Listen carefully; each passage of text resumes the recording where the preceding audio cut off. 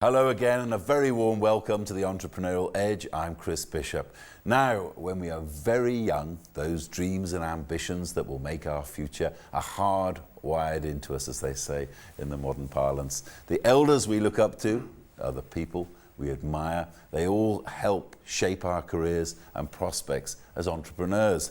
Now, this week, we meet a man who was inspired by his grandfather, the man he calls, quote, the greatest entrepreneur that ever lived. We're talking to Sisa Ngebulana, a man who has made his name in property and is chairman of the Johannesburg-based Bishiop Group. For the record, his grandfather was a remarkable man who sold soap and donkeys, he made bricks and also played rugby for the Springboks. Before we find out more from Sisa Ngebulana, let's take a look at the Bishiop Group. Bishiop Group is the company that has been in place for over a decade, headed up by Sisa Ngebulana, our chairman, who is also the CEO of the Rebosis property fund. On the 17th of May last year, the private property portfolio that Sisa had developed and acquired was listed on the JSE. Quite an important event. I think it was the first both black managed and substantially black held property listing on the Johannesburg Stock Exchange.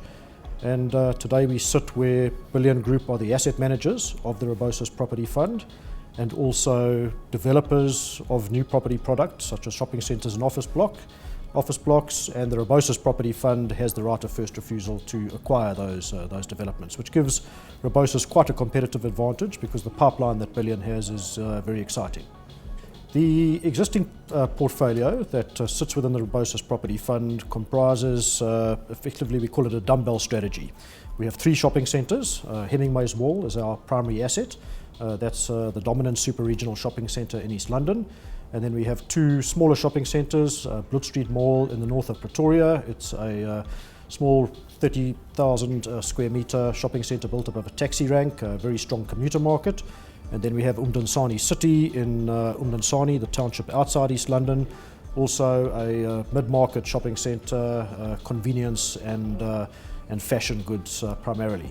So it's obviously our job to manage these properties, make sure that they are fully let with tenants, collect the rent, direct the strategy and make sure that we're maintaining the assets in prime condition. On the other side of our strategy, we own, I think it's now 9 large office buildings. So we invest in large office buildings, largely occupied by one tenant, preferably government. Obviously, with our empowerment credentials, we have an advantage in that market. And again, our job is the same, lease the space, collect the rent, and direct the strategy of the properties. From a development perspective, on Bishiop Group's side, we have 3 major developments currently that we're looking to bring to market or break ground on by the end of the year. 3 very exciting shopping centre products that will be the anchor buildings in new precincts that will expand the catchment area of some of our country's major cities. We have Forest Hill on the southwest of Pretoria, which is a 70,000 square metre shopping centre. Bay West, which is the shopping centre that will anchor the Bay West City precinct on the west side of Port Elizabeth, and then we have a shopping centre in Umtata that we're also looking to break ground. Sisa's boldness of vision, and I think then his boldness to act out that vision have to be the key, ingredients of success. I think that everybody in the company has to get used to the speed at which Sisa likes things to happen. And I think we're a team that have to work hard in terms of delivering results, but it's an exciting company to work for.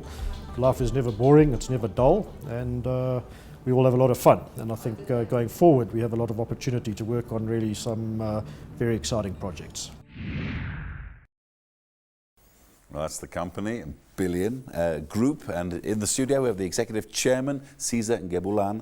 Now, you said in the intro that your grandfather was your greatest influence on you as an entrepreneur. You said, quote, the greatest entrepreneur that ever lived. What kind of an influence did he have on you from a very early age? Thanks, Chris.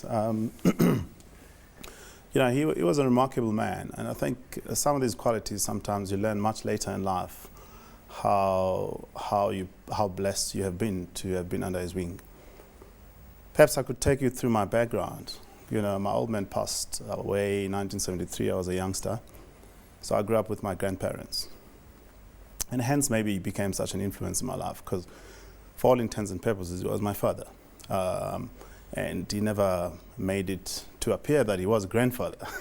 So for all intents, he was a great friend, mentor, and parent in many ways than I'd ever met. Just paint a picture of him. What did he come across as? What sort of man was he? Very humble man, very deep man, very religious man.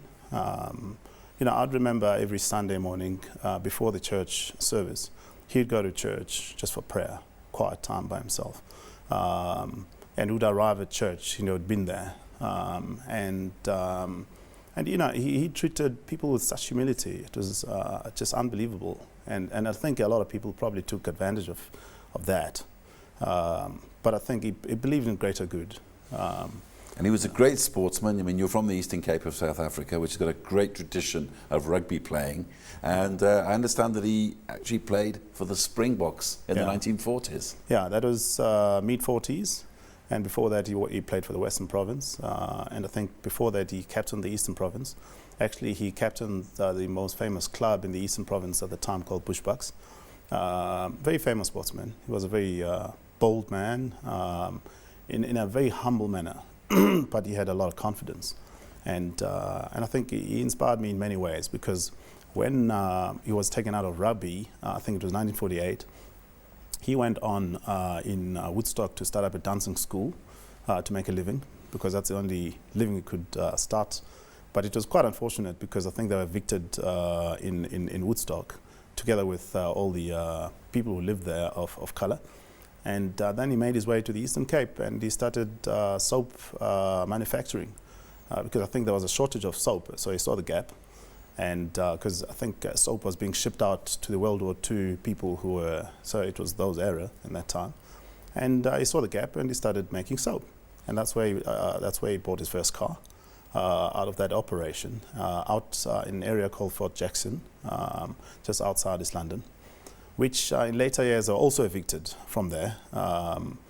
And then he used that car to be a cab driver. He used the cab for himself to transport people between Butterworth and East London, until he made his way to Mthatha and sold the car and bought a plot from a priest about 4 km out of town, and started planting vegetable garden and fruit, and he bought 2 donkeys and a sleigh, and he would sell the fruit and vegetable to the township, until he started 1953 his general dealer store. So he was one of those great township entrepreneurs of South Africa. You must have been at his knee when you were small. What do you remember seeing and hearing that made you want to be an entrepreneur when you grew up? I think I just admired the courage. I think, when you grow up in an entrepreneurial family, you tend to realize that nothing is for granted. You take nothing for granted in life. You realize that this life is a risk, because there'll be times when you have abundance of resources, and there'll be time when you actually realize that you're actually battling. There's nothing, and you can see the hardship, and suddenly ideas will come. And I remember growing up in my time, and I think our village where the shop was had largely been used for the family and for community, because a lot of people who were poor in the community would come and get food for free.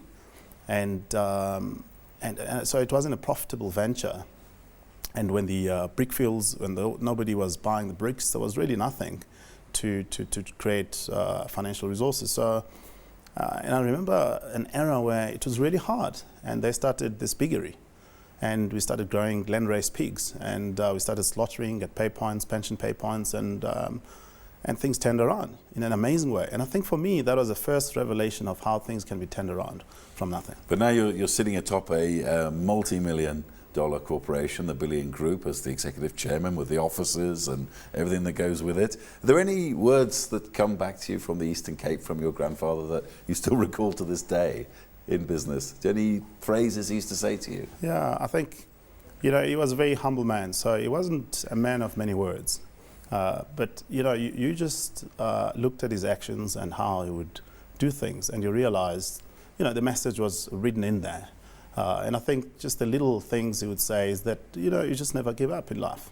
And that every challenge that you come across is for a reason. God is preparing you for something bigger than you think.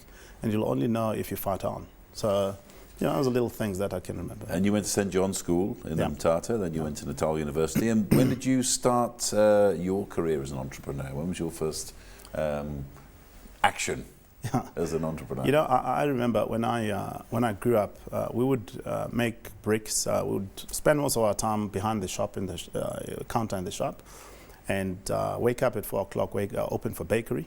Because, living in the villages, the bakeries would come very early because they still have to travel for miles to other villages until the end of the day.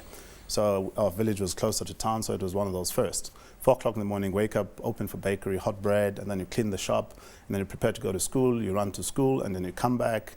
At a lower standard, the school was very close by, so we'd go and sell during breaks at the shop to the same kids, and we'd go back, and so on and so on.